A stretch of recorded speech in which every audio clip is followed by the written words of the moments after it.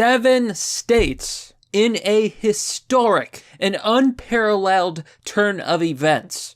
7 states have had their GOP electors cast votes for Donald J. Trump to be president of the United States. Now, at the same time, Democrats have also cast their electors to cast votes for Joe Biden. We have dueling electors in not just 2, in not just 3, but 7 states. Hello everyone, this is Mr. Obvious, and today on the internet, I have a bunch of things to tell you. Here we are on Twitter with Bernard B. Carrick. Historic and unparalleled. Pennsylvania, Georgia, Michigan, Wisconsin, Arizona, Nevada, and New Mexico have all had their GOP electors cast votes for Donald Trump. That preserves POTUS's right to remedy fraud with his own electors. Now, the left is extremely upset over this. They're saying they don't have a right to do this. Doesn't matter. It's not lawful. It's not legal. Hoo-hoo. Joe Biden is president-elect. I actually predicted this, okay? I said we are currently in a contested election. And for a long time, the Democrats have not been taking that seriously. They keep saying, haha, the courts are not listening, or it was debunked, or, a bunch of claims that are not true. You see, the claims of fraud, the claims of cheating, and most simply, the claims that 4 swing states, at very minimum, broke the Constitution, violated the Constitution by changing the rules at the last minute and not going through the legislature. Long story short, none of these have actually been examined by a court. And now we have a situation where, in many of these same states, where we're seeing all of these questions about the process of the election, about potential fraud, actual fraud, and evidence from witnesses, some physical evidence, some video evidence, are now having their GOP, their Republicans, vote for the other guy. I'm not sure how many times something like this has ever happened in American history. Now, we're going to talk about this, folks. I've got a few things to tell you. We're going to talk about Bill Barr. He's going on vacation. I think we all know what that means. As well as the major hack on American soil and what it could mean for all of us. But before we continue, please remember, big tech is suppressing content like this. They don't want you to see it. So subscribe, comment, smash that like button, and please share this video. And now, a quick word from our sponsor. Introducing Battle Games Book 1. Taking place in 2090, after the War of Billions, people in the future fight gladiator-style sci-fi battles. The battle games are a professional sport. The weapons are designed to stun, not kill. The story focuses on the drama between the teams and their path to victory. If you're interested in science fiction, it's got it all, folks. Check out this book today by clicking on the link down below. And we're back, so let's jump right into this, folks. Here in the Gateway Pundit, exclusive, 6 swing states, Pennsylvania, Georgia, Michigan, Wisconsin, Arizona, and Nevada and New Mexico pick slate of electoral delegates for President Trump and Joe Biden. Here's what it means. They say Georgia and Pennsylvania were the first states to select a slate for President Trump and Joe Biden. Now, many of you may have seen the viral video where in Michigan, GOP members went to the Capitol building in order to cast their votes for GOP electors. A police officer blocked them. He was wearing a mask. He was like, sir, no, don't you understand? The Democrats are going to cast their electors to pick the president of the United States so that they can abolish us. Imagine being a police officer in the current year protecting the Democrats. Dare I do it? Natty says on Twitter, #Michigan. In spite of not being allowed in the Capitol building by the police, the GOP electors have casted their votes for Donald Trump, in a clash with the DNC electors who casted their votes for Biden. Now, one of the most interesting developments in this story is that apparently the left and the Democrats fully expect Vice President Pence to count the electors and declare Biden the winner. Is he actually going to do that? I think the odds are bad at best. You see, if I was Pence and I knew that all of these legal challenges have yet to be answered, that the courts have been unfair, that there's many questions about the legitimacy of some of these votes in some of these states and the way it was held, whether it was unconstitutional. I would imagine that Pence would say, I cannot count these, there is no winner. Or he could throw out the contested ballots, leaving it up to the Supreme Court and the House. And in that scenario, it's hard to imagine Trump not becoming president. Of course, the Democrats are saying it's over. They're saying the exact opposite, that Joe Biden is president now. It's official. But technically, it's not. You can cast your electors, but I believe on, January 6th? You're allowed to bring up objections. And boy, oh boy, based on what we've seen, Texas saying that Republicans should secede from the Union, actual members of the Republican Party coming out to support Trump in huge numbers. Of course, just not everyone, but a lot of them. There's going to be objections. It's going to get ugly, folks. So what does this all mean? According to Reuters, states with close contests between Republican President Donald Trump and his Democratic rival Joe Biden could produce competing slates of electors, one certified by the governor and other by the legislature. Both chambers of the U.S. Congress could accept the same slate of electors, which would almost certainly put the matter to rest. The chambers could also split, which is more likely if Republicans retain control of the Senate and Democrats hold onto their House majority. If lawmakers cannot agree on a set of electors, the country will find itself in uncharted territory. The Electoral Count Act, often described by academics as unintelligible, seems to favor the slate of electors certified by the state's governor, according to Ned Foley, a president of Ohio State University Moritz College of Law. But many scholars have rejected that conclusion.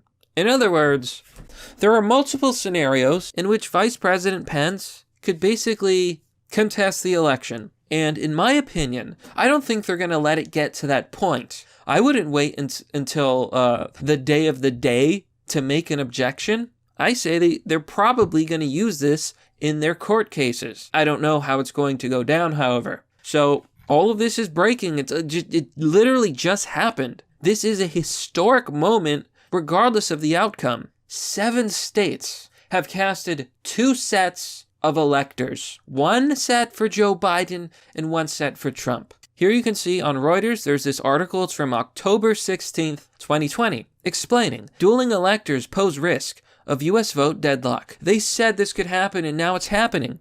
Democrats they're claiming that it's not official, so it doesn't count. But are the courts going to feel the same way? More importantly, are the American people going to agree? I don't know why Democrats believe that they can just place Joe Biden, a man who doesn't even know his own name, in the White House, and all of a sudden, magically, everyone who voted for Trump will just disappear. It's not going to happen. The Democrats and the left have no idea what is actually going on. We're in crisis. According to the AP, alternative electors won't change the presidential outcome. They go on to explain that Pence's job isn't to determine whether the votes are right or not. Let me ask you a question. Has the Democrats' master plan to, let's just say, take this election by force, has that relied on Pence counting those electoral votes this whole time? Because if it has, I'm going to say that I do not think that it looks very good for them. Pence, Mike Electric Pence, is going to let the thunder rain down. And one of the things I find so amazing about the left, let's look at these tweets. Amy says, LOL, LOL, LOL, LOL. People who had no legal standing show up and cast votes that can never count legally. Chris says, yeah, the same groups screaming about illegal votes are now celebrating truly illegal votes. Oh, isn't this wonderful? The irony. Of course, the left is talking about legality now. 4 swing states violated the Constitution, not only the American Constitution, but the Constitution of their own states. They broke the law when in Michigan and other states, they kicked out GOP Republican poll watchers. They didn't let them see the count. They counted at night. They broke the law so many times. And they want to talk about what's legal? You've got to be kidding me. Why don't you get out of here with your bullshit? In other news, Attorney General Bill Barr. Oh, Attorney General Bill Barr is basically leaving. He says he's just going to go on vacation. Here you can see Donald Trump saying, just had a very nice meeting with Attorney General Barr at the White House. Our relationship has been a very good one. He has done an outstanding job. As per letter, Bill will be leaving just before Christmas to spend the holidays with his family. Look, I may not be a politician, but I can tell you, it sounds to me like Barr got canned. He's being fired. But, to maintain appearances, I think Trump is just being nice. Put it that way. But that begs the question. Bill Barr is going to need a replacement, and they're going to replace him right away. Why? Could this be 4D chess from President Donald Trump? We'll see. Now, in other news, everybody heard about this, but the US had a massive cyber attack.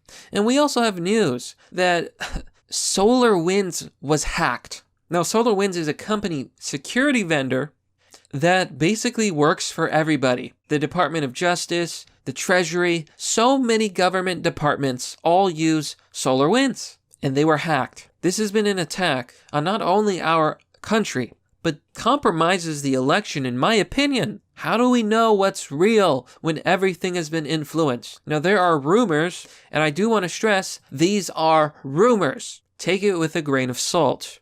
But Hannity had a guest on his radio show, and according to his guest, the FBI, Texas Rangers, and U.S. Marshals are all at the SolarWinds HQ in Austin, Texas, looking at their system. Now, I just want to leave off this video with a few key points. We're having a lot of developments lately, but it feels like the media is silent. Isn't that weird? Like, when you turn on the news, they're not talking about this stuff. They're not talking about, for example, the judge that released a study, a forensic audit in Michigan that was done on the voting machines and the vote. Here you can see Allied Security Operations Group, Antrim, Michigan Forensic Report. And these people are major experts. The first person in this report says Russell James Ramsland Jr. He's an MBA. He's from Harvard. He has a political science degree. He worked for NASA. He's a very, very qualified guy. Here's what he says. We conclude that the Dominion voting system is intentionally and purposefully designed with inherent errors to create systemic fraud, influence votes. That was his conclusion of this report. Now, I can't read too much because, the overlords in our big tech say that we aren't allowed to speak. But I think I can say this. According to the research, the vote in Michigan is compromised. And I have to wonder, were the hacks on American soil, did they somehow influence the election? And if so, what is Trump going to do? Maybe he should enact one of his executive orders preventing election interference from a foreign government. Now, CNN is blaming Russia. The Democrats are blaming Russia. Personally, I would say this is probably a Chinese attack. But there you have it, folks. That's pretty much the story. We should be up to speed. I was looking at one of Joe Biden's live streams. He was talking to the entire nation, and I noticed something interesting. Here you can see in the following screenshot. He's got no viewers. Live, urgent. Joe Biden addressed the nation after beating Trump in the Electoral College. David Pacman's show. Aha, the guy who didn't know what farms were. So high IQ. 11,000 views. NBC News. Live.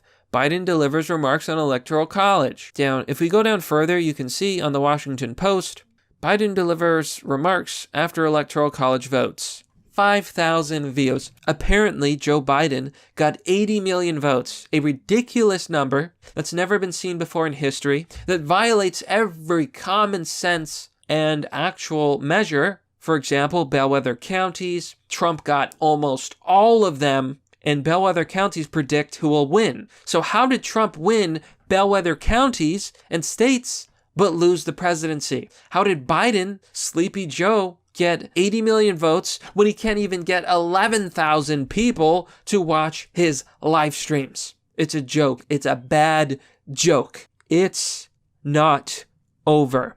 This is a contested election. I said it was a contested election. It is a contested election. And, well, yes, the electors have casted votes for Joe Biden. but they also cast their votes for Trump. We have 2 sets of electors. Reuters was right. But that, my friends, is merely the obvious. Well, that's all for now, folks. What do you think about this story? Let me know down below in the comment section. As always, if you want to support the channel, you can join me on Patreon or Subscribestar. I'm funded by viewers like you. Joining will give you access to a private Discord server. It's a lot of fun. Honestly, it's kind of a pain to manage, but it's something I do for my supporters. You can also support the channel by donating. I have a donation page. You can send me crypto. Links and addresses are down below. I want to thank everyone for their support, especially lately. It's been a difficult time of year. It's a difficult time in general. And I'm going to keep doing this. I'm going to keep pushing, and I'm going to keep trying to simply tell people the truth. Anyhow, thanks for watching. This has been Mr. Obvious, and I'll see you all next time.